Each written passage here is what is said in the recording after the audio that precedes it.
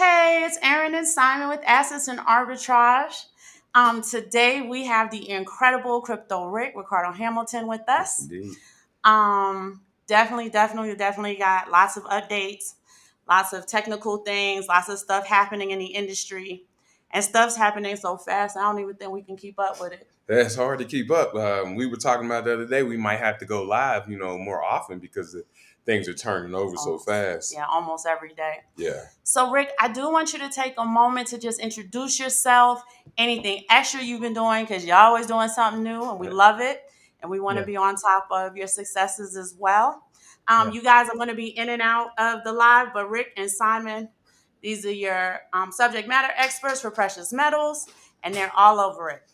Yes, indeed. Yeah. So look, man, everybody, There we go.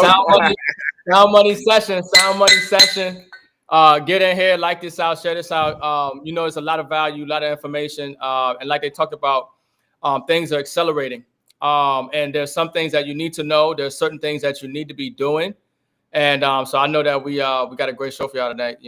Share some value information. But I'm honored to be here as always, helping people, understand the monetary system, understand, what's going on with the dollar, what's going on around the world with global finances and BRICS and gold and silver and crypto. And I got a new website I put together, still making some updates, but definitely check it out, www.runwithrick.com, runwithrick.com to get more details. But like I said, brother, I'm always honored and happy to be here to discuss, the pertinent issues of the day and how to help people be prepared and take advantage. So thank you for having me. Oh man, it is our pleasure.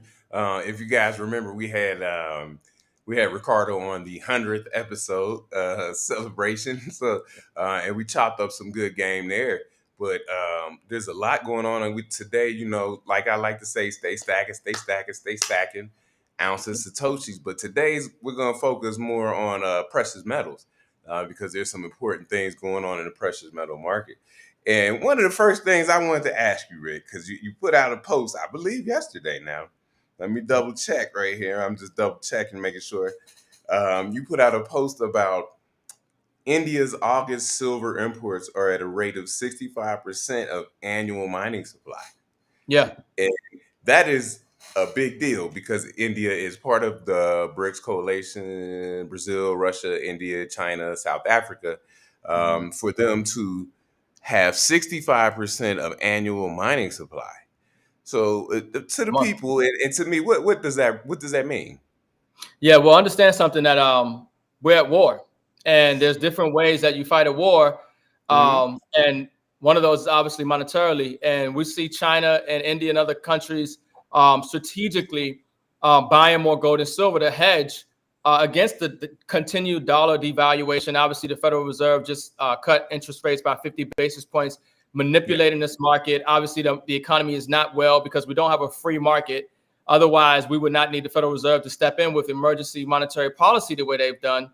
But also because the industrial demand, in 2025 alone, it is projected that the demand will outpace the supply for physical silver. And now that we're in this technological revolution and solar panels with AI and the amount of electricity that's needed to run AI, and then, of course, just everything else, the applications for silver in healthcare and industry, and it continues to grow.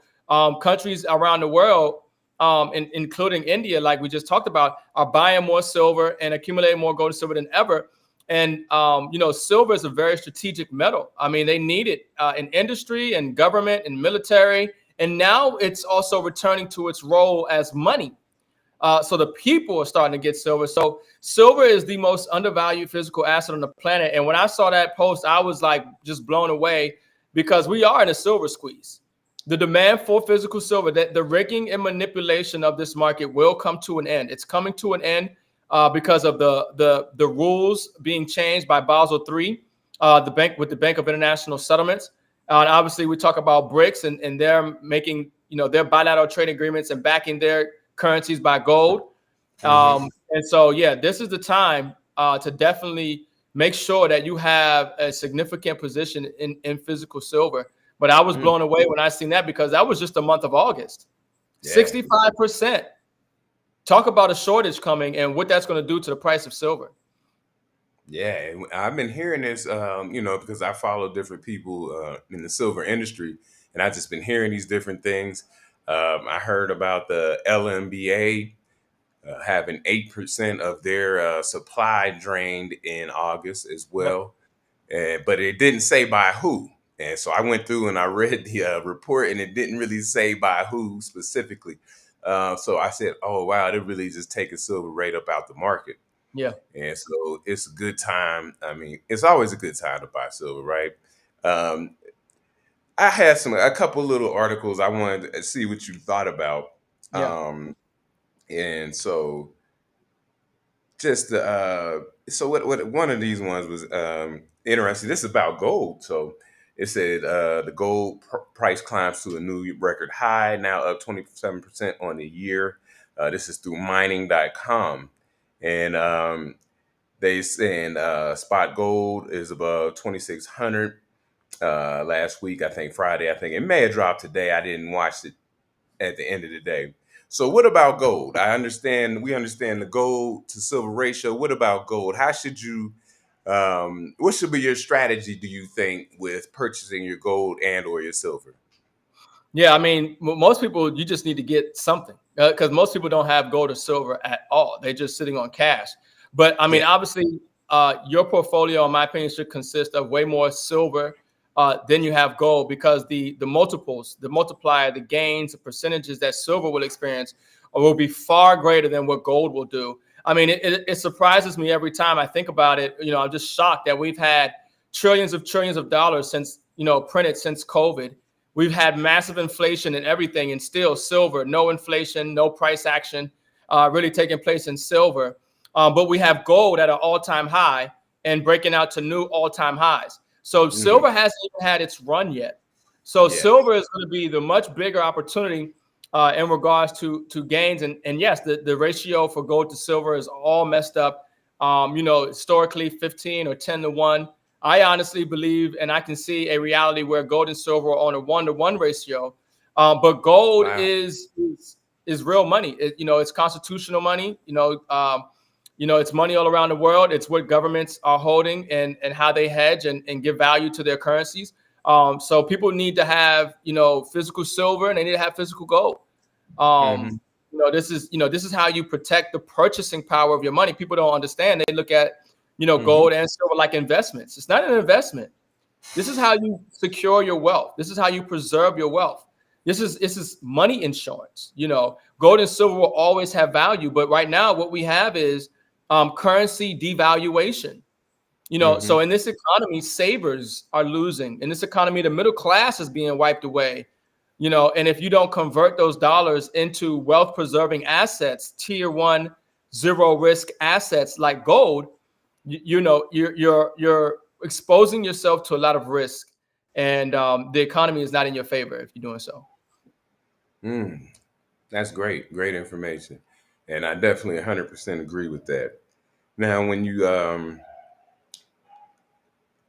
as a somebody who invests in precious metals, how do you like to keep your precious metals? Do you like them in a depository? Do you like them physically in your home, or do you like some kind of maybe paper money, paper, gold and silver? Which one do you prefer, or do you have like a mix of all of Yeah, but right now you want to limit you want to limit your exposure to risk.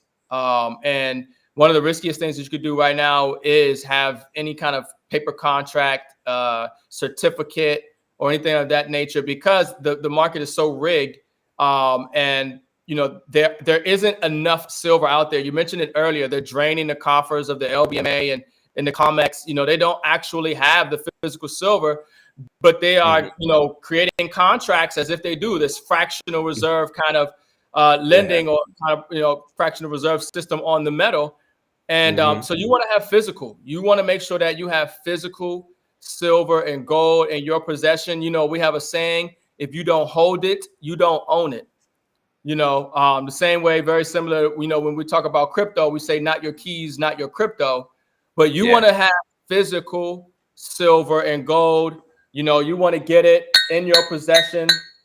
There are, some options where you can have it stored in a private vault, military grade security, fully insured, and things of that nature. But if you don't have any silver, you want to hold it physical. You want to make sure that you have it and keep it secret, keep it safe. Okay. And a lot of people ask me, and I give my examples, but they all ask, how do you protect it if you're going to keep it in your home? What's a good way to protect it and keep it safe? And also, for example, to keep it low key, because we talk about silver, on these social media platforms. So people around us know that you have silver, right? So how would you keep it safe in your home? Yeah, well, most people, there's plenty of videos online where people will walk past a 10-ounce silver bar. They wouldn't even pick it up off the ground. They feel like they're too good to pick up an ounce of silver off the ground. Yeah. There are videos circulating where you can offer somebody a Hershey's chocolate bar or a 10-ounce bar of silver, and they'll take the chocolate bar all day. So Yeah. the people don't even know, the difference between an asset and a liability. They wouldn't even know how to convert it. So I wouldn't, live in that fear state of mind. But the other thing is that, nobody knows what you got. Hmm. They don't know. They don't know how much you got. They don't know where you got it. You might have it in your house. You might not have it in your house. You might have it buried in the backyard. You might have buried it at your relative's house. Nobody knows where you got it. But Hmm. you got a safe. You can obviously put a safe in your house. You have valuables in your house. How do you protect any valuable in your house? How do you protect your own life? That's why we have the Second Amendment in this country. We have Yeah. a Constitution.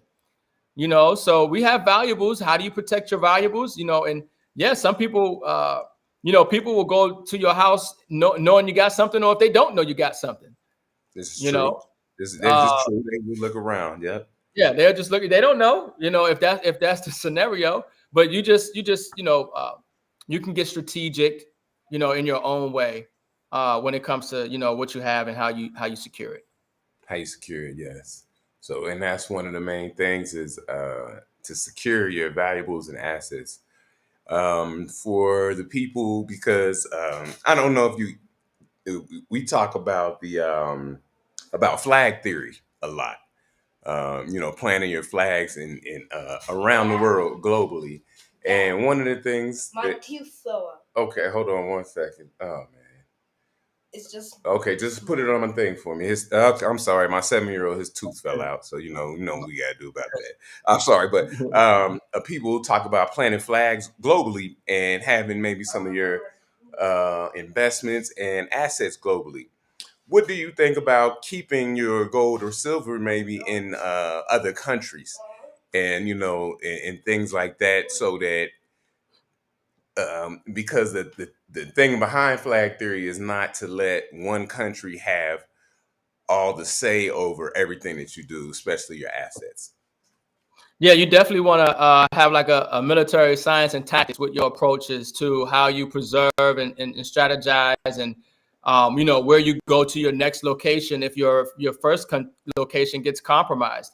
Hmm. So you definitely want to be, have a contingency plan in that sense. Yeah, you definitely want to have it spread out to the best of your ability. Hmm. And yeah, I mean, because obviously if your one location gets compromised and you have everything in one location, that could be pretty devastating for you. So you would definitely want to have think strategically in case where you are or where you have your assets. You don't want to have everything in one basket or in one location, as you can say. Yeah, and that's important. I tell people that's very important because you know we call it, when the flag theory, we call it a life portfolio, right? And so Mhm. it's the same as your financial portfolio. You wouldn't put everything in one basket, like you said. So when you have a life portfolio, you wouldn't put everything in one place, right? You have some things, you might get your education somewhere, investment somewhere, some land somewhere, things like that. So we always talk about stuff like that because you never know what's going to happen in one location, and but you have to be very safe about it, because I've heard some horror stories about people trying to move it to another country and they lose it all, because of the laws and Yeah. regulations. So you got to be on top of that, man. And so Most definitely. Now, I got another question. I had seen a article. Now, this has been about 2 weeks. Let me look at it. 2.5 weeks. So it said that Russia has upped their purchases from 12. What am I looking at? Okay, 12 million Mm. per month to 94 million per month, which is like Mm. it's probably about an 8x, almost 800% increase in their gold purchases before the BRICS. Before the BRICS conference, Russia being Mhm.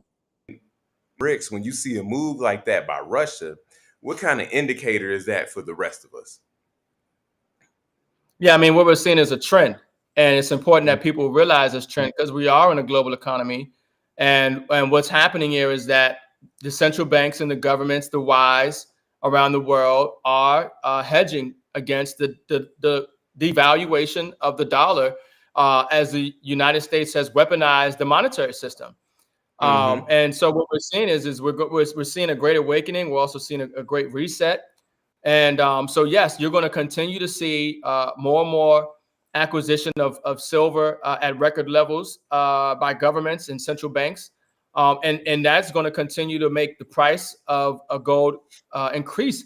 And that is because the dollar is losing value. It's important that people understand that, every assets are going to rise Mm-hmm. as the dollar continues to lose its value because the dollar's purchasing power is being declined. So it takes more of those dollars to buy those assets.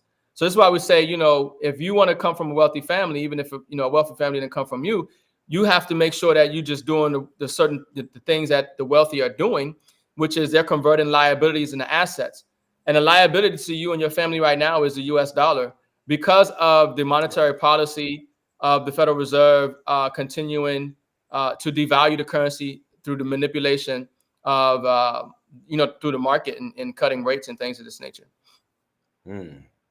Now, as I spoke earlier about the flag theory for maybe like a family like us, that we live in Mexico, and while the U.S. dollar is still the world reserve currency and very strong against most other currencies, Mhm. um, what kind of strategy do you think you could have about using the U.S. dollar's strength in another currency to buy assets?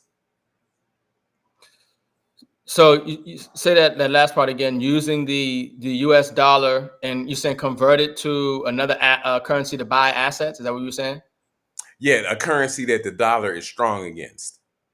Mm-hmm. So where you get more assets because you have dollars instead of, for example, for us, Mexican pesos. Exchange rate. So, yeah, Yeah. so if I get paid in US dollars, I exchange it to pesos and then I can buy more assets in Yeah. Mexico. Yeah, I mean, obviously, if you have that ability, that just makes sense. As long as the numbers add up, and Hmm. the thing is that all currencies are declining in value. All Hmm. currencies are fiat right now. The dollar just happens to be the prettiest of them, but they're Yeah. all losing value. And then so people will flock into the dollar, but it's still it's still declining, and that's why you're seeing. Governments and countries and people buy gold and silver. So and as we move forward, the reason that we're seeing central banks and government buy more gold, and we just talked about India with silver, is because we're going to a new monetary system. So the Hmm. fiat currency today will either be converted or they'll come out with another currency, but CBDCs are real, Yes. and they will back their new currency by gold. So while that opportunity, if you have that kind of an arbitrage exchange rate opportunity, then yes, definitely take advantage of it because the name of the game is to acquire as much and hold on to as much as these physical assets as you can as fiat currency continues to devalue. But it reminds me of the 1988 Economist magazine where it shows all the paper money, the dollars, you name it, euro, all of it was on fire, in a fire, and out of that fire rose a phoenix bird, and Mm. around the phoenix bird's neck was a gold pendulum with a digital zero in the middle of that pendulum, almost like the stellar XLM symbol. And Ooh. yeah. If you Google the 1988 Economist magazine, and I think the title of it was "Get Ready for a New World Currency," but they Oh were wow. already foreshadowing fiat currencies burning, losing value, Hmm. just getting away, and out of that coming a gold and digital monetary system, essentially. Oh wow, man, I gotta look into that. So they was already calling for it that long ago. Hmm. Yeah, I might be able to That is pull it interesting. up. The Economist. Yeah, The Wow. Economist magazine, and it has a phoenix bird on it. And actually, yeah, let me share a screen. I can actually maybe show that for the viewers. A lot of people, some people are familiar with it already, Mm. but they planned this stuff 50 years out. They Yeah. planned this stuff out way ahead of time. But here's the Economist magazine, and it says, "Get ready for a new world currency." And Hmm. here what you see is the fiat money. Looks like a dollar there and other national currencies, and they're burning in flames. But out of that flame, out of the burning of the fiat currency rises, here's a gold chain, right? A gold looks like it'd be a gold coin, right? On Uh, the neck of this phoenix bird. So why is China and Russia and all these governments and India and them buying more gold and silver? Because they know that the new world currency, you see, you said mhm. that the dollar has the world reserve currency, and it's losing its status. More Yeah. countries are de-dollarizing. Saudi Arabia is taking other things outside of the dollar for oil, so that Okay. the global dollars in reserve out there in the world, that pool is declining, and governments are doing bilateral trade agreements with their own currency, with gold, with crypto. They're doing whatever it is, but they're getting away from the dollar. And then in the middle there, that looks like XLM, a symbol, but it's digital zero. So it's going to be a blockchain based commodity monetary system. There's no more going to be fiat paper that just supposed to have value because governments say so. That time is over. That's the Mm. time that we're living in right now. Mm. Damn. That's wow. That's powerful. I'm not sharing the screen. Nobody saw that screen. Did you see the screen, I brother, on couldn't see. screen when I pulled it up? No, I You didn't couldn't see see it? anything. Mm-mm. Oh, because you have to. You have Oh, I to. You got. have to. Oh, okay. I'm sorry. Yeah, there it is. My wife's not here to Yeah, to yeah. I guide me had it through it. on. I Yeah, was I like, see yeah, so it. yeah, you can see it. Yeah, so here we go. I'll just kind of go one more time. So you can see this is the Economist magazine. This was Yeah. Okay. September 15th, January. Well, this is 9/15. It's a January of 1988 when this came out. Wow. So get ready for a new world currency. You can see all the fiat currency there burning under its feet. It looks like a $5 bill right there, and other national currencies. And out of the fire, out of the devaluation, out of the Hmm. loss in purchasing power, credibility, status, value of paper money, out of that will rise a gold blockchain backed system is how I interpret this, because obviously it's a precious metals, gold and silver, right? But it's Yes. gold pendulum, gold coin with the digital zero looking like a XLM symbol on Yeah. there. And it said 2018. So imagine this came out in 1988, and on the Wow. pendulum it says 2018. So obviously we're in 2024, and we can see this actually literally taking place. And that's why we said we're seeing governments and central banks right now buying more gold, buying more silver, getting in the blockchain, and we're seeing fiat currencies decline and lose purchasing power all around the world. Dang. That is prophetic, man. I guess they knew it was coming there. Yeah, And they set it up. It's their game. They control everything, and they understood that the Federal Reserve is a private banking cartel. The Federal mm, Reserve is not part of the federal government. The Federal Reserve is public enemy number one. But the reason that the Revolutionary War was fought was not over tea and taxes. It was because the colonies didn't have the ability to issue their own debt-free, interest-free notes, and they knew through usury that they would be enslaved again. And so that's what we have here. We have a private central bank that has bankrupted this nation and confiscated our wealth through debt and interest. And Kennedy tried to take back power from the Federal Reserve by issuing silver certificates with mhm. Executive Order 11110, So this has been a battle that this country has been trying to face to get from up under the thumb of the Federal Reserve and the globalists. But this was a setup from the beginning. They know that this central bank and them creating debt and interest, that eventually it will be unsustainable and we will have to convert to a new system. And now they're trying to manage the new reality that we're moving into. But obviously there are things that they could not have predicted, like our ability to fight back and be informed because of the technology that's available to us today in social media. Yes, indeed. Yes, indeed. Thank you for that. Now, I was going to go into the chat. We got a friend of the show. His name is Jake Fever. He says, nobody going to buy gold like that. It takes $15 trillion for it to double. Nah, give me Bitcoin. What would you say to that? Well, I never really understood people's arguments when they try to get you on one side or the other. I have a well-diversified portfolio. Nobody has a crystal ball on the future. I think that even right now, we're seeing unconventional warfare in Israel with their ability to explode pagers. And we're seeing, obviously, with CrowdStrike recently, where everybody's systems went down, courthouses, people couldn't even go to work that day because of a cyber attack. Obviously, we have situations where obviously the technology such as an EMP does exist. We've seen that the president does have executive orders where they can take over the internet. Most people have access to the internet by an internet provider who can, obviously control your access to the internet. So there's some downgrades or some downsides to relying 100% on digital for your financial future and strategy, considering the grid and infrastructure and things of that nature. But that's why I say you don't want to be all in on one side.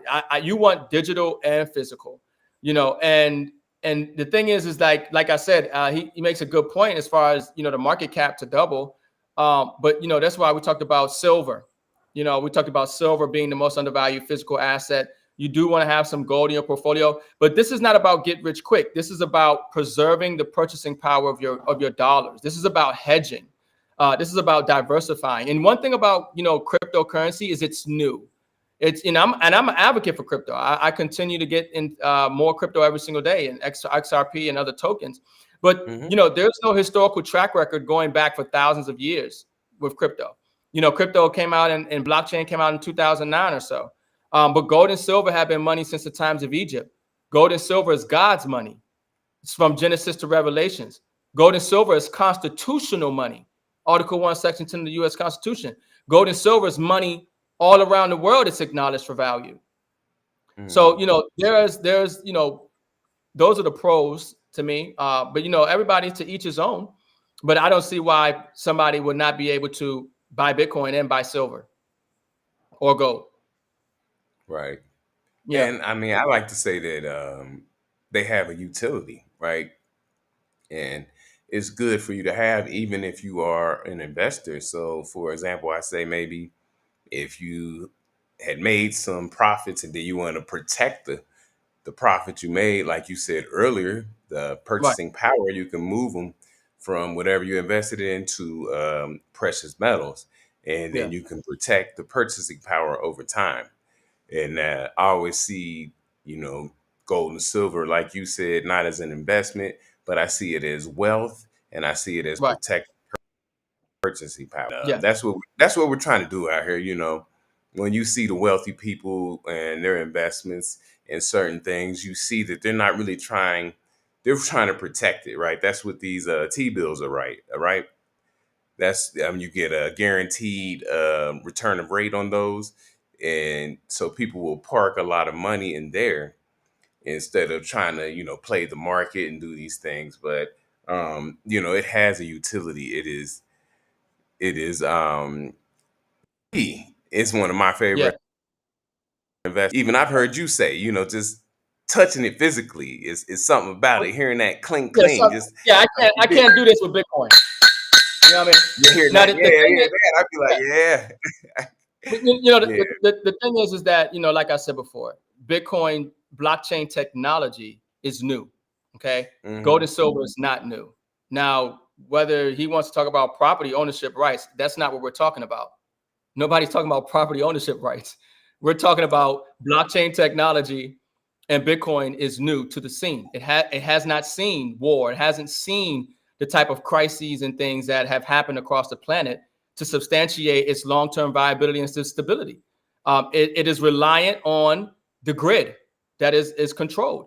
So gold and silver have a track record. It doesn't take away from Bitcoin. I like Bitcoin. I like blockchain. But you would, I wouldn't be able to sleep well at night if all I had was my money in digital.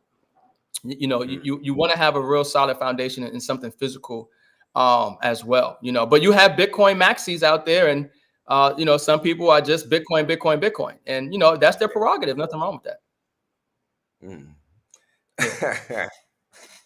So let me ask you this. A lot of people in my research over time, a lot of people who are real big on stacking silver, they're also what I would call like survivalists and doomsday preppers and things like that. Is that something that you advocate? Like having enough water and getting your canned goods and having your guns and your ammo, and you know how Yeah, they go. of course. Is that something that you Yeah. for being prepared? Yeah, definitely. I was just fixing my rig last night. I got the medical bag rearranged, put some things in there in the medical bag. Make sure I had my night vision and my comms, my Bofang radio, everything charged up. Checked everything. Yeah. I mean, you always got to check your stuff. But obviously, my seeds, non-GMO, heirloom.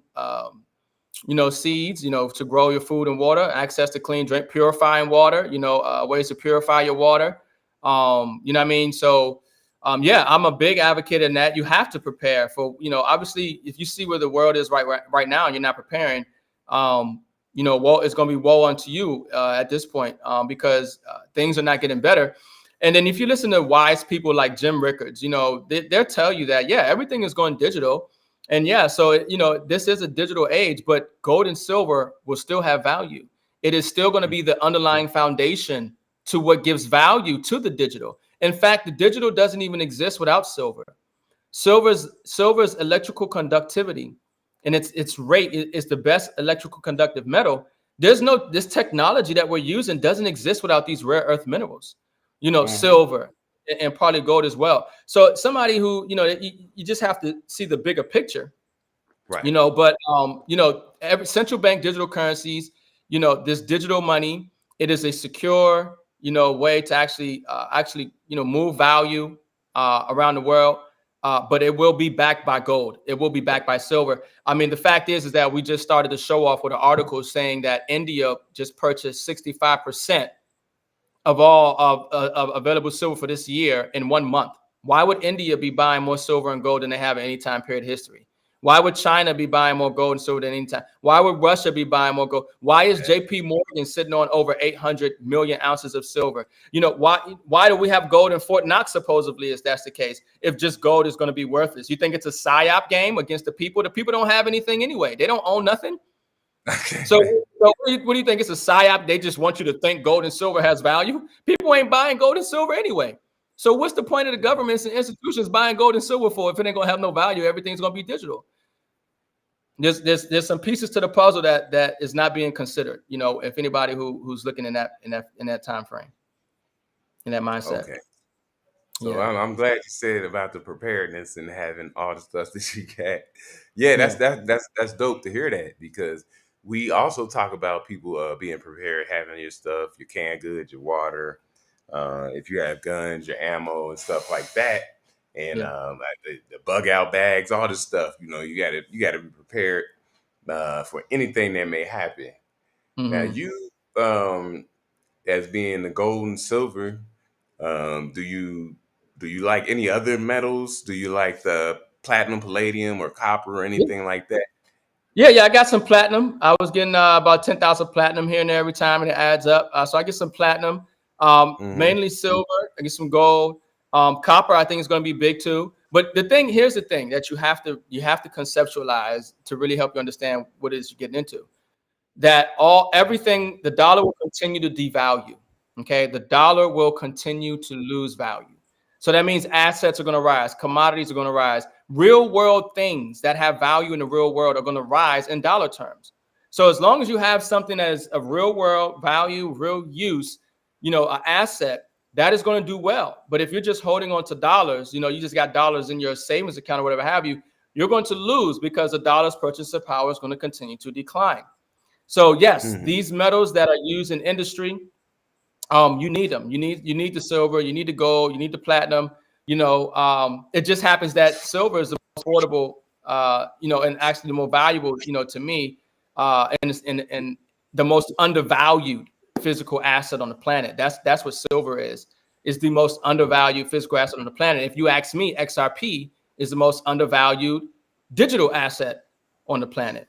Okay. But this is the thing that most people don't really know, that gold and silver have multiple uses than just one thing. I mentioned silver as electrical conductivity, but I didn't talk about how silver is antimicrobial, antiviral, antifungal, viral, bacterial, fungal, and I didn't talk about silver's self-healing ability. We didn't talk about silver's use case in just different industries, photography and everything else. So the industrial use, the real world use for silver is in the thousands. So you can't reduce, these metals to one aspect of something and say, well, what happens when that is possibly replaced because of innovation in the marketplace? It is not accounting for the actual real value of what we're talking about. Hmm. And and that's something we talked about maybe a few shows ago. You probably seen an article about Samsung and the silver use in the EV vehicles, Solid state and batteries, so yes, huge. yeah, and so they talked about how much silver you needed in each battery, and it was a lot. I can't remember the number off the top of my head, but it was a lot of silver in each battery, and you could see that the silver, I guess, the need for silver is far beyond the what's coming out of the ground, and you see Yeah. this kind of stuff all around with big on solar panels and stuff like that. Do you see things like that forcing the silver squeeze, solar panels, EV batteries? We know our electronics and stuff like that. Do you see that pushing the silver squeeze further? Yeah. Yeah, I honestly believe that in 2025 we're going to see all-time highs for silver, and that's just $50, which is nothing. It's a mind blowing. Like I said, I mean, we've seen inflation and everything else, except in silver, trillions of dollars printed, Yeah. just all kind of manipulation in these markets, and silver hasn't moved at all, right? So, yeah, no, I'm surprised, just at even when we look at this. But I missed that. Say that last part again to your question. I'm sorry. I was trying to bring in some other thoughts to Oh, add. just Yeah, oh say it again. no. I'm sorry. Just I was thinking. Well, damn. Now I Solid forgot. state batteries, silver squeeze. Yes, exactly. Yeah. So So this is the thing that people really don't realize. No, I'll try to give so much value and hit so many points because there's a lot of information. And you want to get it to people and make sure they really overstand, because that's the conversation we're having. Like, most mhm. people don't even understand what we're talking about, let alone trying to get them to over or understand it. That's next level. But that can be done through, making it make sense, through articulation. And that's what I try to do. I try to really make it make sense to where, the neurons can connect in the brain and then some real action can be taken, because, this is the time that we're in. But the silver squeeze is in full effect. Like I said, the industrial demand for physical silver is going to outpace the supply in 2025. We have the article for that as well. And you just talked Mhm. about the massive need for silver and EV and solid state Yes. batteries. Obviously, massive demand for solar and silver needed in solar coming out of China and India. And then we just talked about India as well. I mean, 65% in 1 month bought up for the year. I mean, the annual supply, that's huge. That's not a one-time thing. That this is something that these governments, institutions are doing on a month-to-month basis. Yeah. So there's something coming. There's something coming. Yeah. Okay. Yeah. And that's what I was thinking, as I've been reading these articles and seeing things going on um, as far as this upcoming BRICS conference. So We talk about BRICS a lot on this podcast. Yeah. Can you give us in BRICS and the BRICS Plus nations and nations who are looking to be a part of BRICS nations? How do you see BRICS as a threat to the U.S. dollar and as a, I guess, would you say a play, strategic play? Because I see BRICS, the things that they do, as acts of war. And so, what do you think about that? Well, the world wants to get from up under the control of the central banks and the fiat monetary system. So the dollar, when the dollar is losing value, obviously when the dollar catches a cold, or the U.S. economy catches the cold, the world catches a fever. You know what I mean? Like they're on a deathbed type thing. It's what happens is that the dollar would have never had the world reserve currency status had it not been backed by gold. Coming out of Mhm. Bretton Woods, we had the military and we had the economy, but the world would have never accepted the United States dollar as a world reserve currency status had it not been backed by gold. And in 1971, Richard Nixon suspended the convertibility of the dollar into gold, making it a fiat currency. But then we had the petrodollar, where now where there was no demand for the dollar because it wasn't backed by gold, they created a demand for the dollar because the world needs oil. Oil is the lifeblood of every economy.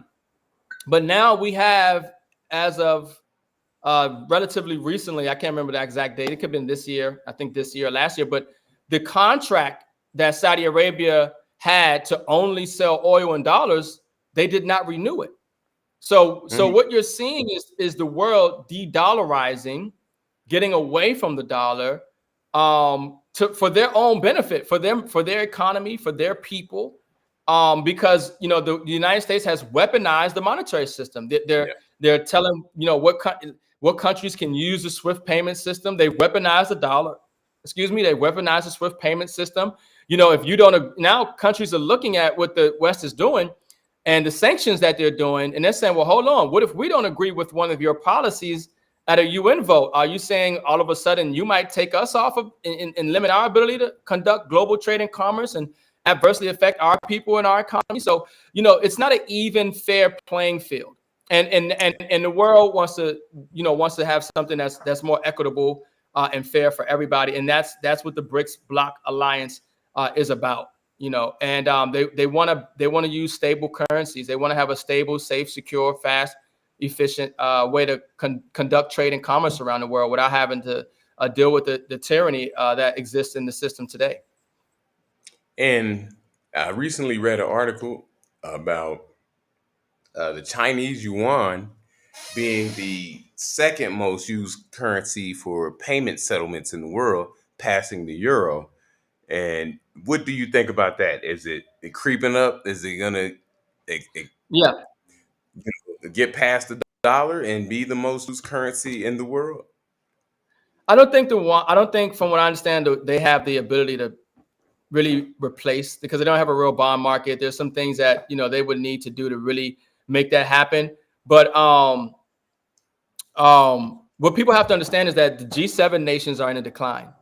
In fact, as far as GDP, the GDP of the G7 nations is in a decline, while the GDP of the BRICS nations is in growth. They're accelerating. So in fact, the BRICS nations are doing better than the G7 nations currently. They are at their growth. The growth of the BRICS countries is greater than the G7 nations. And a lot of the G7 nations, Canada, America, and the West, right? They are heavily in debt, while the BRICS nations are not as in much debt, and their economies are growing, and they have more people, and they have less debt. They're going to be able to grow at a faster rate because they don't have so much of a burden and challenge that we have here in the States. But this is the thing: the dollar won't go away tomorrow. The dollar will still be here. But it's what will it buy you? What is the purchasing power? How many dollars will you need to keep a roof over your head or buy a loaf of bread? Could it be that the wheelbarrow full of money, the money is worthless and the wheelbarrow is more valuable? We've seen that throughout history, but that doesn't mean the dollar went away. And, the dollar will still be around, I believe, but it just, you won't have enough dollars to maintain a decent standard of living. Okay. All right. I'm gonna Mm-hmm. get to some of these comments. I want to ask you something though, because you just mentioned it. Recently, there was a post out by President Bukele of El Salvador, and he said that he had gotten his country so they're gonna have no debt with the 2025 and 2025, and Yeah. then you juxtapose that with the United States having $35 trillion worth of debt. Mm-hmm. And a lot of people maybe call him a dictator or something like that. What do you think about the things that he's done to turn his nation state around? Well, yeah, I mean, a nation in no debt is going to thrive in ways that a nation with $35 trillion in debt, as you project that out over time, in ways that you couldn't imagine. I mean, debt is what enslaves a nation. It enslaves its Mm, people, and that's what the Federal Reserve was set up to do: to enslave the nation, enslave its people through debt and interest. And to this point, they are succeeding. But we're at a moment in history. We're at a time in history where there's an opportunity amongst this crisis to do something that people could have never thought they'd been able to do, and create real generational wealth that they never thought they would have been able to create because of the information that's available, because of the access to the assets that are available right now. But obviously, that's a good thing. If you can get out of debt, then it's going to be easier for you to grow. mhm. And that's a good thing for their people. But yeah, the national debt right now is a crisis. I mean, the United States, the national debt is increasing by $1 trillion every 100 days. Every Yeah. 100 days, there's $1 trillion added to the debt. And then the interest payment alone, just the interest payment for the year on the debt is about $1 trillion. So we're on a totally unsustainable fiscal path. And that's why I pulled that Phoenix bird up earlier. The Yeah. fiat currencies are going to burn, and out of that is going to show you a gold digital system. You know, Mm. yeah, blockchain digital system, definitely.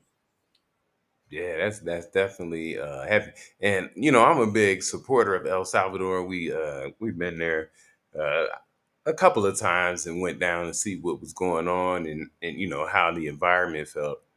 And for people who don't know, El Salvador does not have their own national currency, so they have to use the U.S. dollar.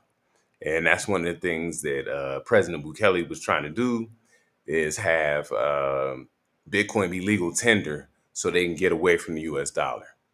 And Hmm. so we used it. We used it. It's a little difficult. It's a little difficult back then, but it's going to get smoother.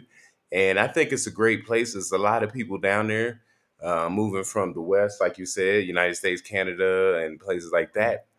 And so I really am a big fan of El Salvador and the things that he's done to clean up the country and all the violence.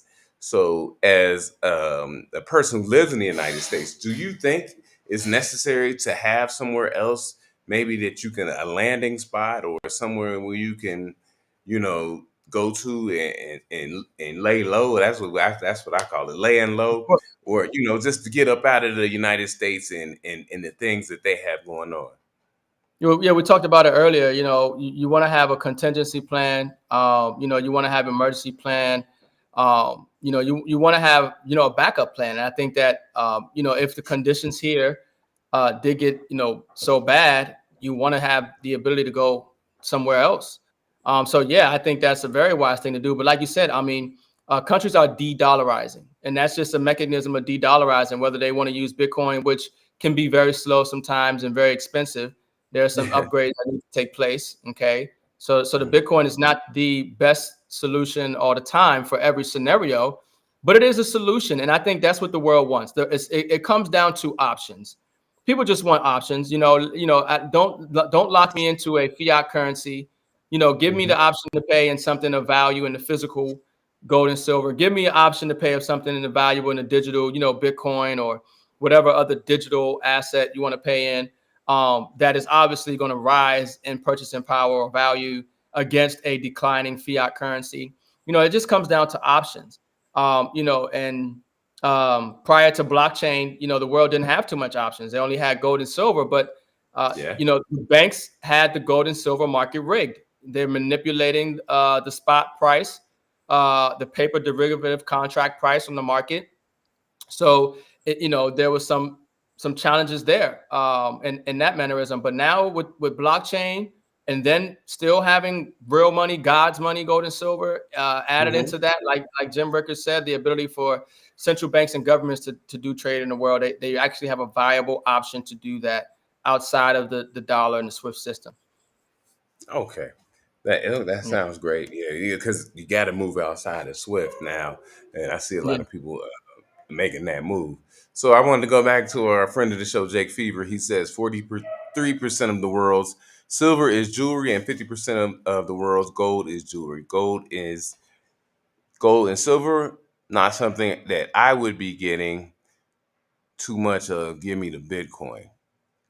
yeah. So, Well, yeah, I but mean, yeah, at some point, some people have a fixed mindset, and there's no type of data or analysis, or none of the variables are really considered.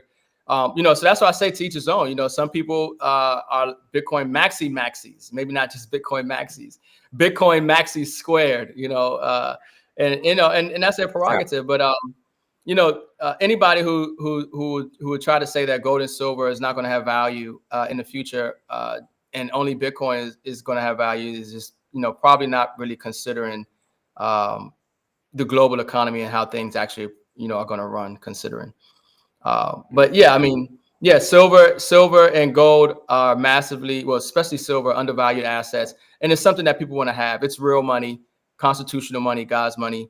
It's how you're going to preserve your wealth. mhm. Yeah, And when you say preserve your wealth, that is the name of the game, right? wealth preservation. Wealth Yes. preservation. Okay, so Yeah. that's definitely what it's about. Yeah. And so I follow you on, I think Facebook mostly. I follow you on Facebook. I see your lives with Yeah. uh with the big homie Mike Tharp, and I see you guys talking. So um what is your goal in what you guys do and the information that you give out? What is your goal? Yeah, the goal is to educate, inspire, and empower. I mean, I think it's about maybe 60 or 70% of people are financially illiterate. I think the same amount, 60 or 70% of people don't have internal monologue. They don't think. So a lot of people don't really understand what's going on in the world, especially the monetary system. They don't understand fractional reserve lending. They don't understand that the dollar is fiat currency. People are just becoming aware of inflation. So it's really about educating the masses on the monetary system, and letting them know their options, because that's really what it comes down to. We just want people to have options. We tell people all the time, if you're relying on one stream of income, you're a disaster waiting to happen. Yeah, You have to have create additional streams of income. You have to preserve your wealth. You have to get real money. Most people don't understand that there's no real money in circulation. It's all debt. The dollar is a unit of debt. So we want to help people just kind of understand, become more financially literate, get real assets, get real money, preserve their wealth, and profit and from this global reset, this monetary reset, and make sure that a wealthy family comes from them, even if they didn't come from a wealthy family. definitely. Yeah. Definitely build wealth, and we always talk about building wealth generationally. I always talk about, I have four sons. How old are my sons? 23, 16, 13, and 7. So we have four Mhm. sons. We're always thinking about our children, but our children's children, right? Our grandchildren.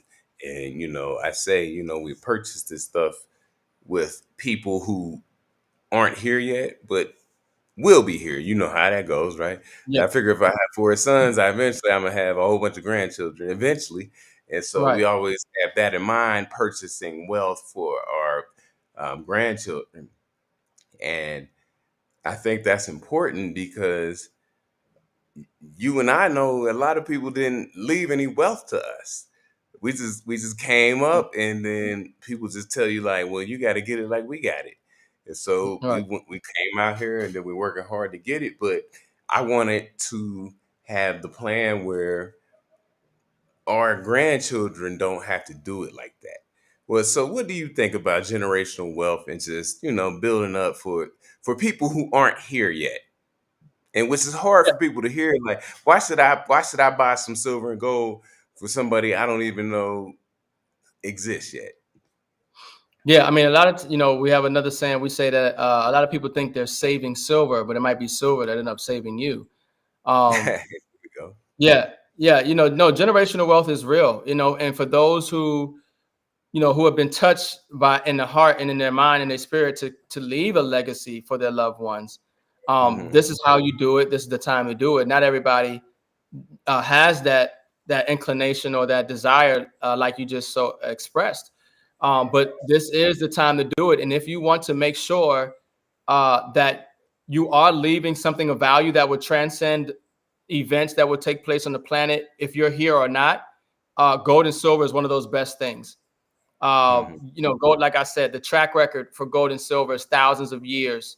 Technology is relatively new. And we don't know what type of environment the world is going to be in, given the war scenario and the technology and things that are taking place.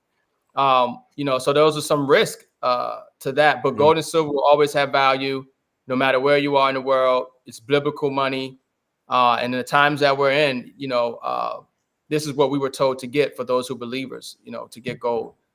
So, and I would add silver to that. But yeah, this is how you secure your wealth. The wealthy have been securing their wealth in gold and precious metals for centuries. Hmm. It's a time tested way. Uh, Anything else, especially digital, is new. Not that it can't be a legacy creator, but we just the future is it's still charting its course. Yeah. Uh, you know, it just doesn't have gold and silver just doesn't have that issue. Yeah, it doesn't. And like I said, I keep articles, and I didn't want to bog you down with articles, but I got this article that says that no, I'm sorry, silver is forming a 40-year cup and handle. So when you, what I like to tell people, zoom out, right?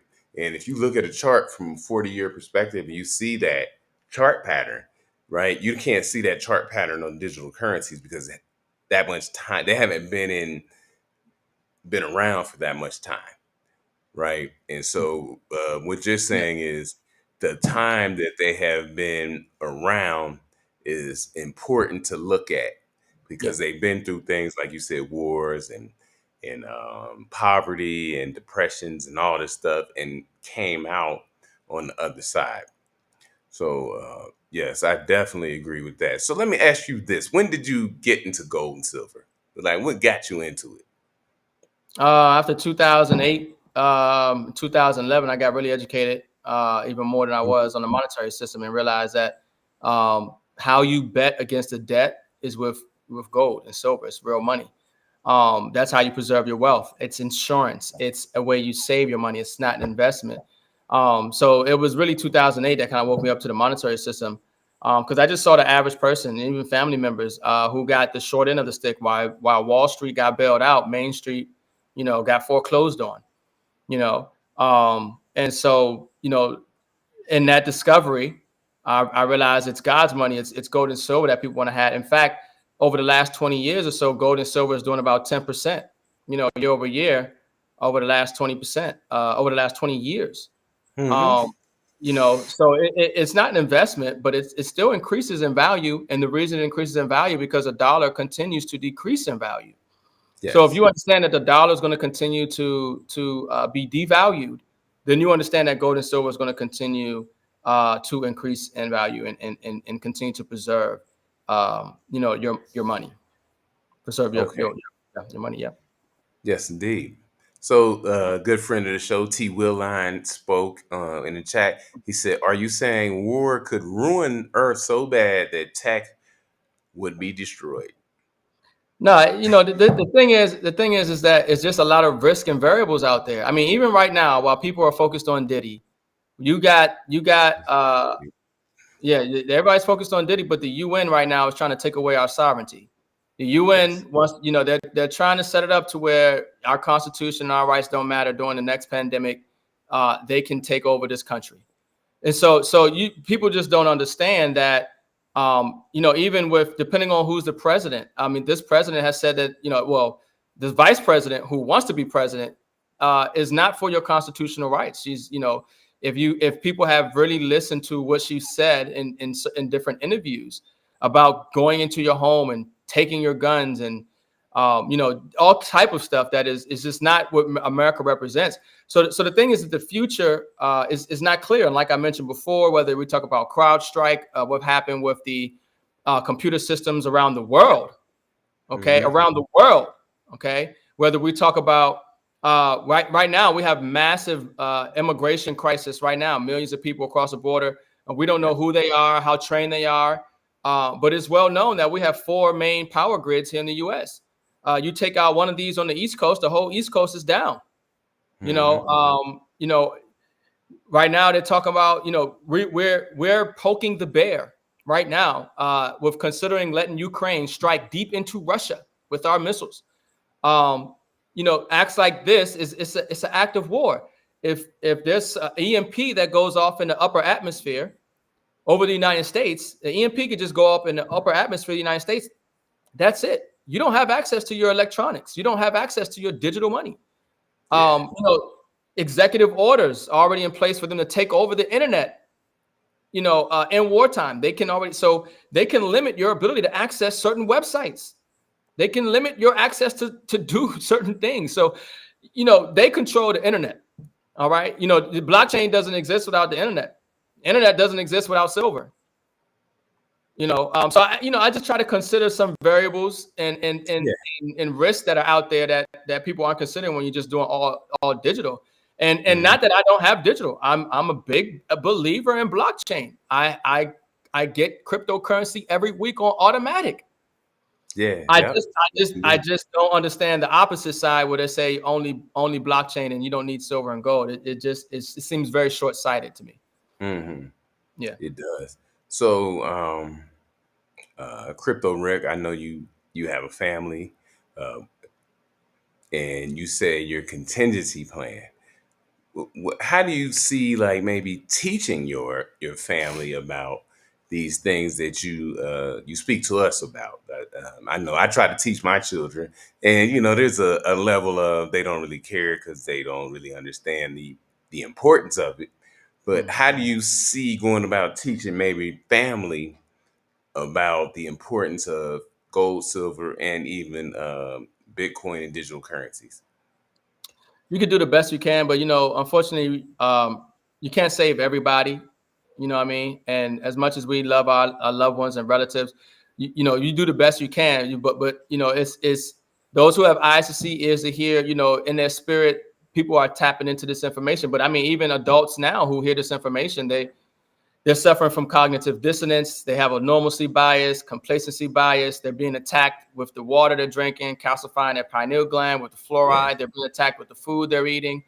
You can have the best intentions for somebody, even loved ones. But they say you can take the camel to the water, but you can't make them drink it. But you just lead by example, and you do the best that you can to set up the trust, to set up the foundation, to create the mechanism where they are allotted a certain amount of the money or assets over a course of period of time. And, you put in these kind of parameters and mechanisms where they aren't allowed to do certain things in the future that, you can foresee that they might do, and that can just get rid of the legacy that you've created. So you have to kind of account for those variables and kind of protect and against those measures the best you can, but just lead by example. And, if they're inquisitive, they're going to want to learn and find out. But that's what I would say. Is that why you walk around with 100-ounce silver bars, clinking them? That's how you doing? I can't walk around. These things is heavy. I couldn't walk around with these too long. I'm telling you right now, these is not light. Clinking them. It sounds like a train, like ding, ding, ding. Yeah. So it's just you gotta. I tell people, I say this all the time. I'd rather have it and not need it than need it and not have it. And I'd rather be 1 year or even 2 years too early to the largest wealth transfer in history than one day too late. Okay. Yeah. All right. Well, so Jake Fevers, man. Jake Fevers in here heavy, man. He wants to know. He's enjoying the show. That's good. He's still here. Yeah. He says silver and gold haven't changed anyone's life in a significant way in 2,000 years. Bitcoin made life changes for far more people. I would have to say that's his opinion, and he's entitled to his opinion. We don't have to get Okay. into the nuances of that. But it's apparent that he loves Bitcoin. There's nothing wrong with that. Yeah, yeah, I love Bitcoin. I'm a huge Bitcoin. They probably gonna call me a maxi because I don't like He's a too many maxi other square. coins. But I do love precious metals because Yeah, I see value in it, and I see utility in yeah. precious metals and stuff like that, especially when you have a family. So I've talked about this before, but I'll go into it again. So we have had family members who pass away, right? And they have some type of insurance with an insurance company. And then we go in and we have to fight the company and come up with all the paperwork and all this stuff. And the insurance that you're supposed to get gets pushed out 6, 7, 8 months, something like that. And I always say if you had a duffel bag of silver, the same amount of that insurance, your family members, usually a wife, could just put her hands on that money right now without going through paperwork and legal and all this stuff. And so I always put silver away for my wife, just playing the numbers and so that she can put her hands on something right now. Not waiting for the life insurance, not waiting for somebody to get back to you. I'm in Mexico, all the stuff is coming in Spanish. So what do you think about that as having like maybe silver physically in your home so that a family member, if in a crisis, could touch it? Yeah, I mean, obviously, I just the way you articulate it, it makes sense. Hmm. Gold and silver is easy liquidatable, but obviously, you can put your hands on it. Yeah. When you need to. If you got your money in the banks, the banks are closed on the weekends or whatever have you. All this kind of stuff.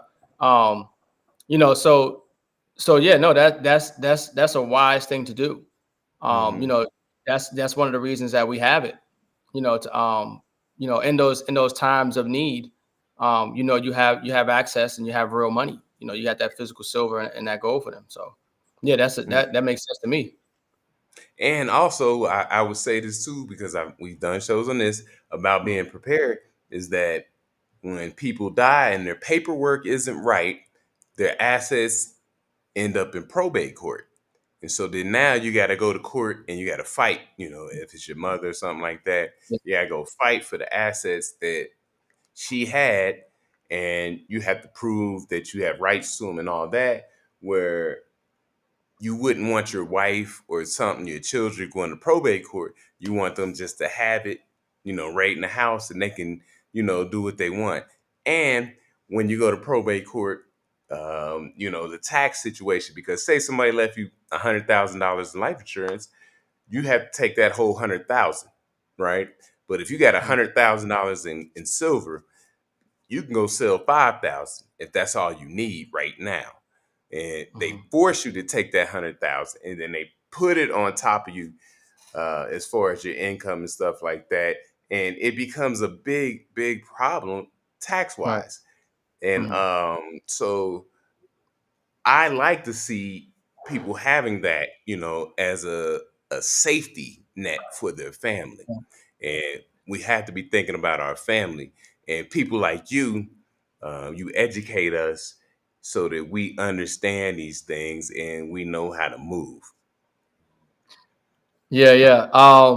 The other thing that bothers me with that is, when I think about insurance or decades down the line, I do not Hmm. have faith or confidence in the purchasing power of the dollar, especially 10, 20, 30, 40 years from now, 50 years, when say that loved one passes away and you need to cash in that life insurance. I mean, we're seeing inflation is getting ready to take off here. The Federal Reserve has already committed to cutting rates well into 2025. The money printers are back on. We're already seeing inflation, cost of living. We're seeing record debt, household debt, corporate debt, student loan debt, credit card debt. Hmm. The economy is not well. We're seeing the de-dollarization. So I don't have faith in the purchasing power of the dollar. So that's the only challenge I have as well with that when it comes to collecting on the insurance. $100,000 today doesn't buy you what it bought you 30 years ago. Not at all. So in the next 30 years, and God forbid something happen, you need to claim on that insurance on the loved one. What is the purchasing power of that $100,000 at that point, if there is any? Yeah. 30 years from now, it's a lot. It's a lot going on right now. I can't even imagine what the purchasing power of the dollar, if there is any purchase Yeah. power at all, 30 years from now. Yeah, 10 man. years from You definitely right about that. I tell people you could, probably build your own life insurance and things like that by having assets and having assets that don't have to be fought for and things like that. Like I said, through court, you have to prove everything. So now. my man Let me. Jake is in here. Uh, He said you might have cash.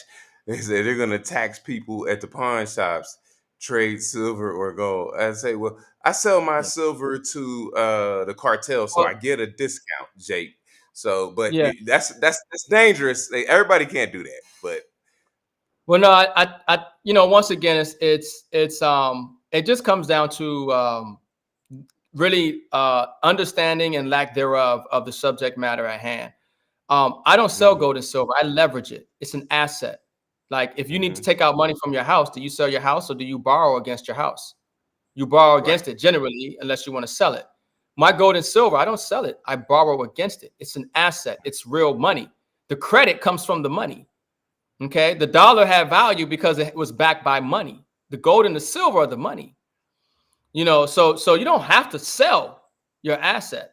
yeah, And these type of arguments are not reasons to not have gold and silver, because obviously you're going to pay a tax on the crypto, or you're going to pay a tax on the dollar, or whatever have you. So it's just conjecture. It's just for the sake of creating an argument, at this point. yeah, But it and makes like great you, it makes great for great content. So yeah, and I'm sure that that when you do sell your Bitcoin, it's taxed as property, right? So um, you're going to be taxed anyway. So no matter what you sell and what you do. Now, if you're bartering your silver and gold, that's a different thing. You might not be taxed. If you're sending like your Bitcoin from wallet to wallet, you might not be taxed. You won't be taxed. So Crypto Rick, for somebody like you who does services for people and you had your preferred method of payment, what would you want? if I was to pay somebody right now, No, if somebody was to pay you, say you did something for them, do you okay, want $100 in cash? Do you want $100 worth of whatever, Bitcoin? Do you want what, $100 worth of silver? yeah, whatever they're able to pay in, because I know how to convert liabilities into asset. So if you gave But me $100 if cash, they're saying I'll pay you in whatever method you like, what would you like? so if they have the ability to pay me in Bitcoin or silver or cash or whatever have Yeah, you, yeah, I would, depending on who it is, it really doesn't matter. I would take what they can give me. If they can give me cash, I'll take the cash. If they can give me silver, I would take the silver. okay, Here's the thing about it. The thing is that obviously we still need cash, because most of your bills and everything is paid in cash. It's not paid in Bitcoin. It's not paid right. in gold and silver. So Mm-hmm. so so cash flow is king. You still need cash flow.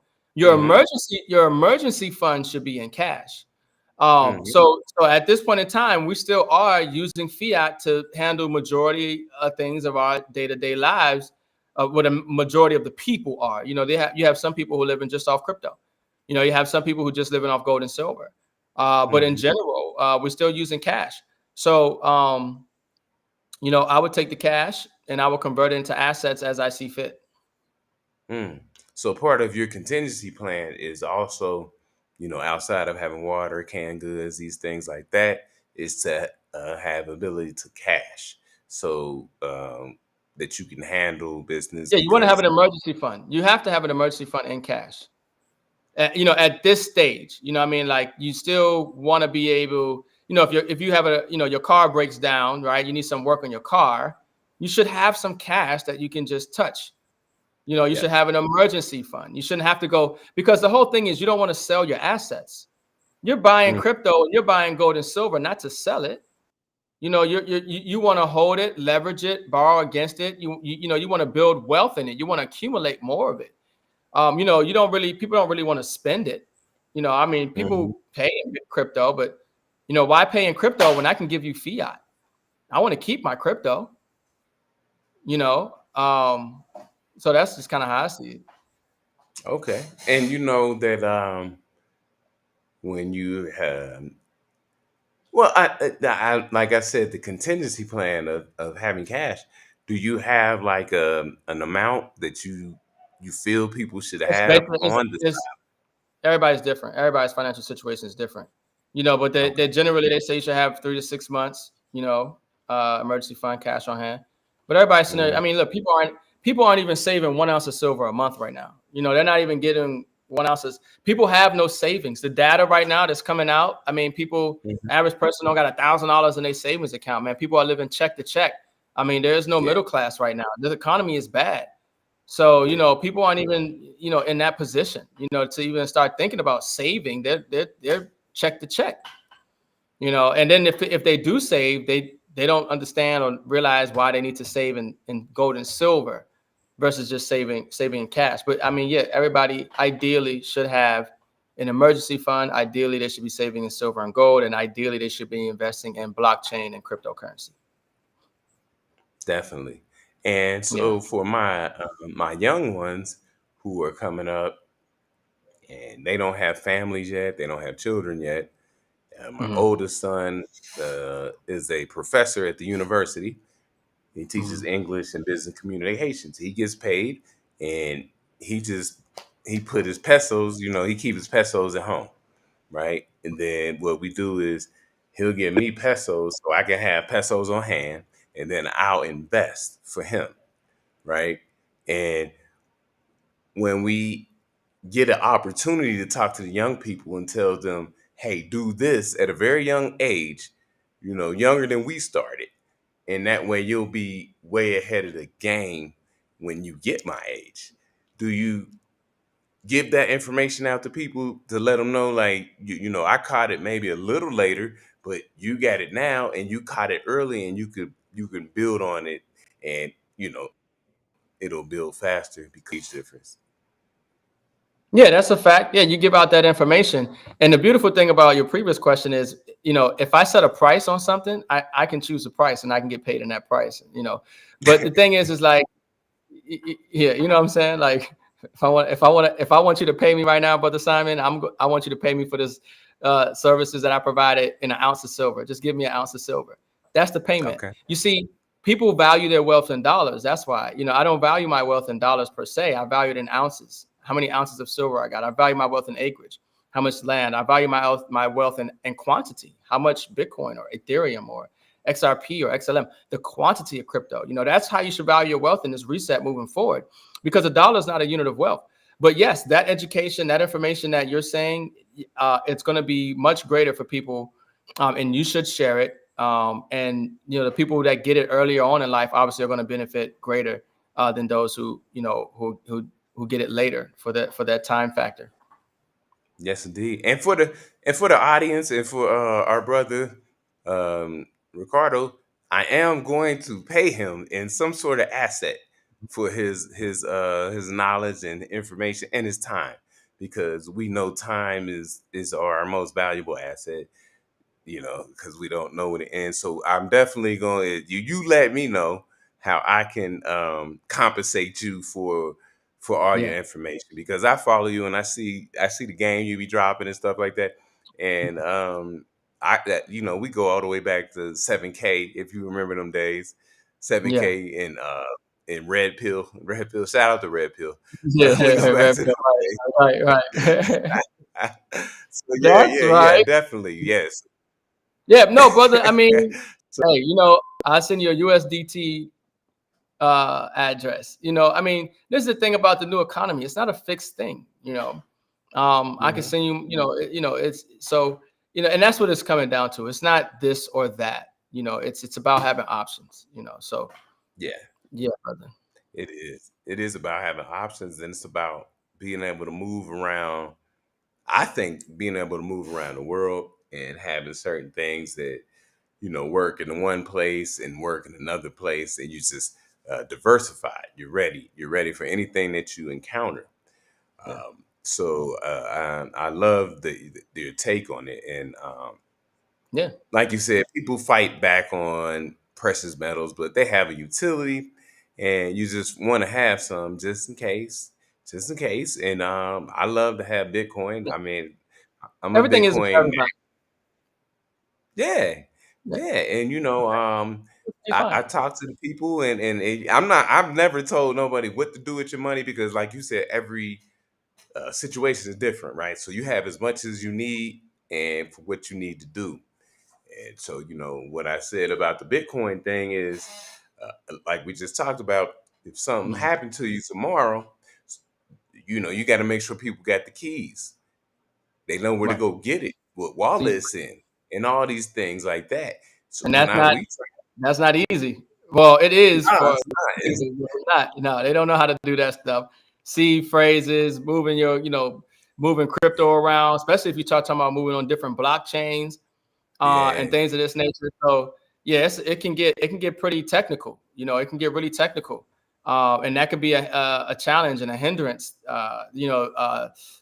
For mass adoption and for people to be able to use it. But it's inevitable. We are moving into a blockchain digital revolution, and once again, it comes mm, down to options. It's come down to options. And so the new monetary system is going to be blockchain, and it's going to be precious metals. That's the new monetary system. It's not going to be fiat, and that's the main point. not gonna be fiat. Let me ask Yeah, you. I'm gonna try to let you go, man. I done held you up, sir. for an hour and 20 minutes. But I wanted to ask you this question because I hear this from a lot of people. He People say that Bitcoin itself is Mhm. like the internet. Eventually, you will have to integrate it into your business and into your life. And I Mhm. remember coming up when the internet was coming out and nobody wanted to deal with it. But I was in high school, so we learned how to deal with it early.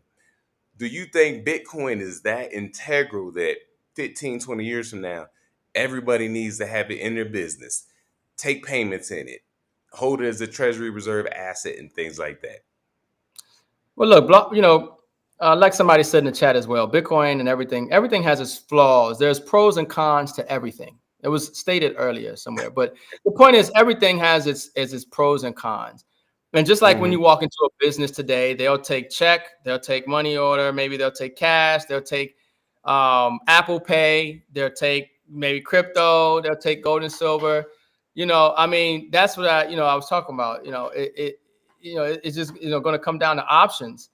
Yeah. um yeah, and that's just really what it comes down to. It's going to come down to options. But those are challenges. But I think that the blockchain isn't going anywhere. It's not even about Bitcoin. Bitcoin is a part of the blockchain. The blockchain Yes. is going to revolutionize every area of human activity. The blockchain is going to revolutionize every area of human activity. So it's bigger than Bitcoin. Bitcoin is just a layer to the blockchain, but blockchain is going to change the world. And so it's Mm. important that people understand blockchain, but yes, also as well how to move your money around, because that's one of the biggest disruptors, which is moving your crypto around on the blockchain, and it won't just be Bitcoin. Okay, let me go into the comments. These guys are crazy. So he says, Simon could have paid him in silver, but Mhm. it had AppMax mail it, but no. So I guess you didn't want me to mail you any silver, is what he's saying. And Well, the fact of the matter is, brother, you can pay me in silver if you like, or you can pay me in blockchain and crypto, because I'm an advocate for both. So I okay, think that that might have went over his head from this whole conversation, that I believe you should have diversified options in blockchain and precious metals, and then yeah, whatever form of payment is easier, then that is the one that should be exercised. But if somebody has a preference and they want to pay you in silver, I'm going to take the silver. If they want to, if they want to pay me, or if they can't pay me in crypto, I'm going to have them pay me crypto, because guess what? I can easily convert my crypto into gold and silver. Just right. and I can get it more instantaneous than actually having used a mailing system. So that's an Mhm. actual benefit to blockchain and crypto. Uh, Nobody's denied the ability of and the value and the use case of blockchain and crypto on this live stream at all, to replace or take away about gold and silver. So no, I don't get the point besides making a point. And in our favorite Jake Fever, seed phrases is just as hard as finding a place to sell 10,000 kilos of silver. Um, I don't know. I can if I need to sell 10,000 kilos of silver, I'm sure I yeah, can sell that pretty easily. Um, yeah, I I don't know don't see about a seed problem. phrases. It's hard. I don't know about what that is. Seed phrases just as hard, but It's hard to memorize yeah. them. I think that's what he was saying. You got to have them Okay. written down somewhere in the place Yeah, where, that is right. So that's a drawback to. yeah, I guess he's saying that as a drawback to blockchain. I guess I'm not sure, but yeah, I think so. But you have to be prepared when you have stuff like that, and we talk about it with our children. I have a place where, like I say, my eldest son, he's 22 or 23. I stopped counting, and he has the keys. He knows everything that happens. My wife and I, we travel together.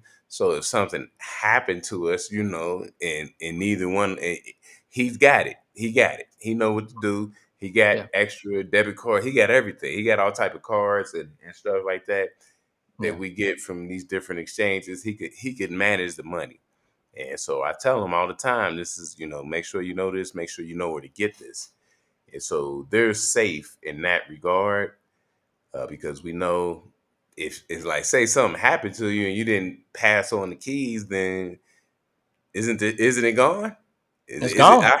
I heard of companies that could recover it. I'm like, man, I don't know about that.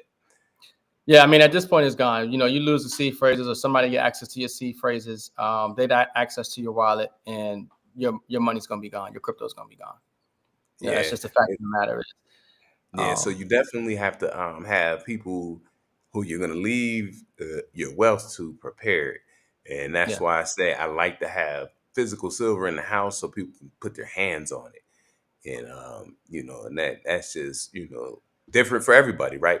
Everybody has a different situation, different family setup, things going on, but I want them to be prepared just in hmm case anything die. And I'm gonna get up out of here um just for crypto Rick. I don't know. I guess apparently this is what they tell me. Apparently, about 2 months ago, I almost died. I don't know, and I was really sick. I was in the hospital. I had a really bad infection in my blood, and so had to go to the hospital. Had to stay there for a couple weeks. Had to get Sorry, I'm a glad you're couple strong though. pints of blood and stuff, all that. But Right. as I was there, and I didn't really know what was going to happen, I was comfortable that everybody was set up if worst case scenario happened, and hmm so that let me know, yeah, I've been working in the right direction, because if something would have happened there, I knew my wife and my children was set up and ready to go, and so that's why I continue to do this. I'm like, yeah, I'm on the right path, because I was given a look and said, yeah, everybody's okay, even though um, I wasn't okay, but you know what I'm saying. But I'm good now. I'm good now. I'm back. I'm back. I'm back 100%. I'm ready to We go. thank But God. We thank God. Yeah, definitely. I'm ready to Yeah. go. But They yeah, need it out here, brother. yeah. So it made me feel good that they were ready and everything was in position. And I'm gonna always work in that direction to make sure everybody is in position so Yeah. they'll be okay, right? Because like we said, we know how it goes. Usually the husband's gonna die before the wife and before the children. And so I've been seeing a lot of people who have passed away, and they're not leaving anything for their children, and they're leaving just a big mess. GoFundMe's, they can't pay for the funeral, Right.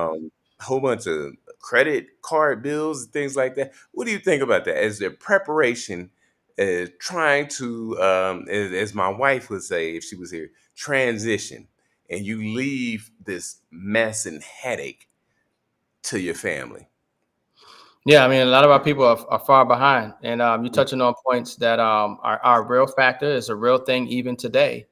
But this is why some of us are blessed and fortunate enough to have the ability to really see what's going on and actually make a change and do something different. So, our future generations won't be in those same positions. This is what this show is about. Getting assets and creating that legacy and hedging against these unfortunate events that come up in life.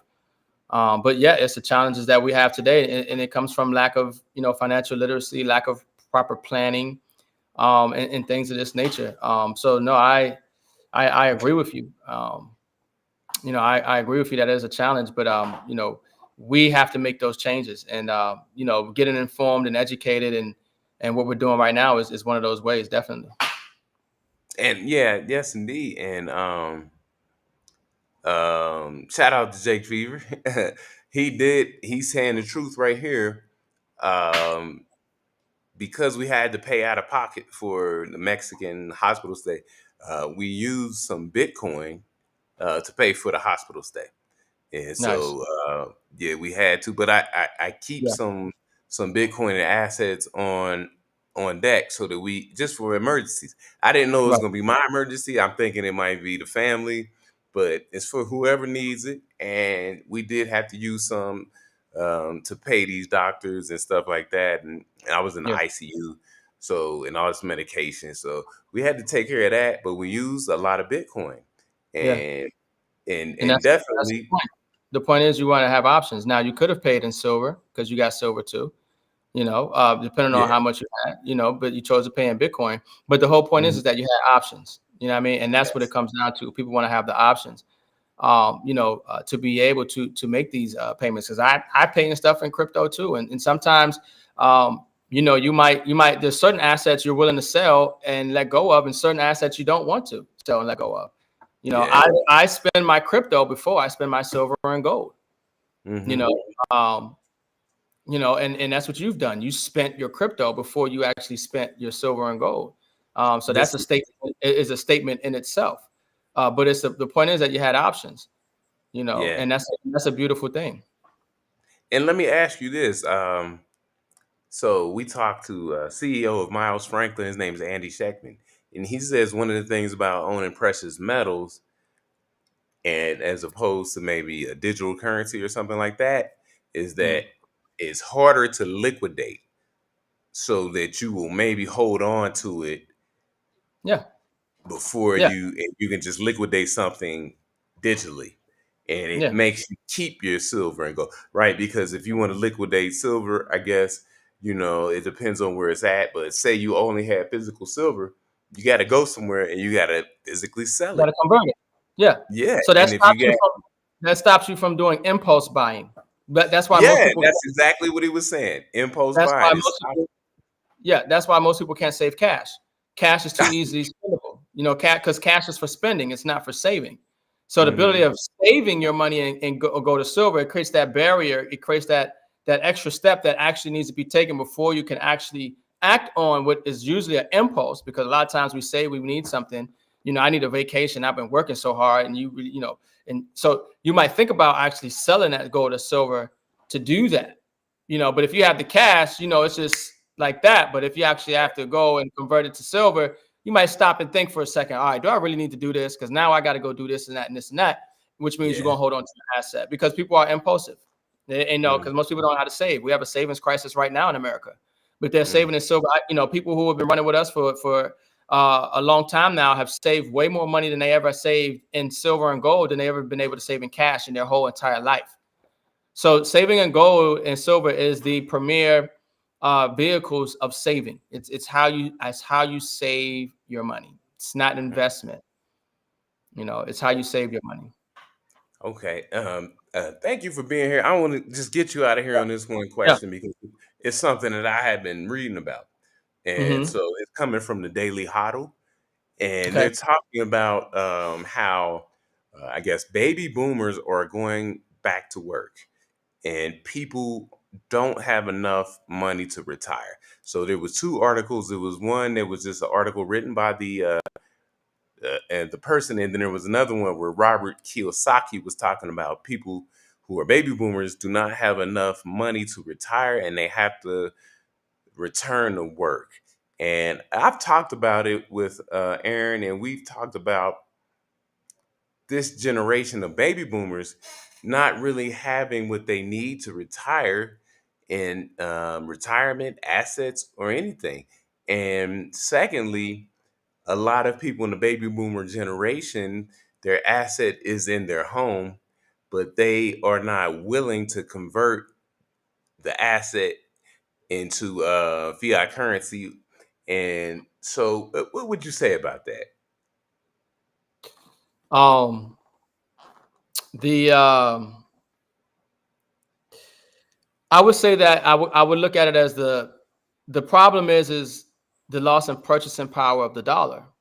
Hmm. You see, people have money, but they're inflating the value and purchasing power of your money away. So the cost of living rises, rent, gas, food.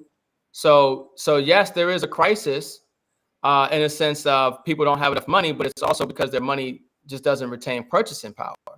But yeah, Hmm. that's something that's been going on for some time now, and it's going to continue as the dollar continues to lose value. um, More and more people are going to find themselves having to, uh, go back into work. And it's not by accident. These aren't things that just we found ourselves here. They knew and they know what their monetary policy is doing and the ramifications that it will have for years to come. And so they operate on problem, reaction, solution. They create a problem and they wait for people to react to that problem, and then they Hmm. provide a solution that they've already crafted because they already knew the problem that they created in the first place. you know so yeah, I mean, yeah, it's a real fact and reality of what we're dealing with. It's a real fact and reality of what we're dealing with. um yeah, so Yeah, and I say that because I've dealt with it. My father passed, my mother passed, my father-in-law passed, mother-in-law passed. So I see the ability that you have, and none of them wanted to sell their homes, and they had a lot of equity in their homes, but they lose a whole income, and so then there's a bit of a struggle, right? And that's what I'm talking about with that generation keeping a lot of their wealth in their homes and not having some gold or some silver, some Bitcoin mhm, or this or that. And the wealth is in the home. And the only way you can tap into the wealth is what? A HELOC if you're not going to sell it. If you're not going to right. sell it, and there's a mental thing. We raised our family here, been here for 35 years. I'm not going to sell my house. But your house Mhm, is worth $450,000. mhm, But you need $250 to pay your electricity bill, right. right? And so to the rest of us who have to rally around as a community and help these people, and we say, but you got this amount of wealth, and so I always wanted my wealth to be Well, liquid, yeah. liquid. I want it to be liquid. I don't want you to have to sell a house. People are telling us, oh, but I gotta, have work done and all this stuff. And well, you need $250, but you got $500,000 worth of an asset, and you wouldn't sell it because So you just get a HELOC. Just get a HELOC in first lien position. Yeah, yeah, like that's what we told them, and they don't even want to do that. So it's that generation. I yeah. understand that everybody said your home is your wealth, so I understand the way that they see You that. got to work. Yeah, you got to work with the options that's given to you. I mean, these are the options, and then these are the outcomes.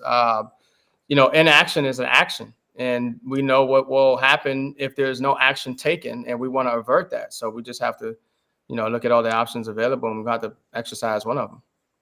Yeah, and these people uh, weren't. I mean, they're mostly women, but they weren't paying the bills and things like that. Weren't up on the bills. So when the husband died, they didn't really know what to do with the bills. And he never educated them on this is how you pay this bill, this bill, this bill. And so they're like kind of grieving and trying to figure out how to keep the household together. And so that's another thing we have talked about is educating. If you are the one who takes care of the financials in the household, educating other people of how to handle it in case of something happens to you. So that people don't, it's so bad that they don't even know how to use a debit card because they never have to. And so you have to educate them and let them know, even, definitely in the crypto era, because you got keys, you got with different wallets. I keep different wallets all over the place. I tell Aaron about them. I tell my son about them. When we go travel, I leave him with a couple debit cards. I say, here, just in case something happen, you got the main debit cards. I'm gonna travel with some cash and I'll make it work. And we have to do that with our families, and we got to keep it in mind because people think they won't die, and people die every day. You know what I'm saying? They think, well, I'm young, I won't die. Anything can happen. You got to have your family ready and protected. Is that something that you believe? Yeah, I agree with you, brother. 100%. Mm. Yeah, I agree with you. It's, Yeah.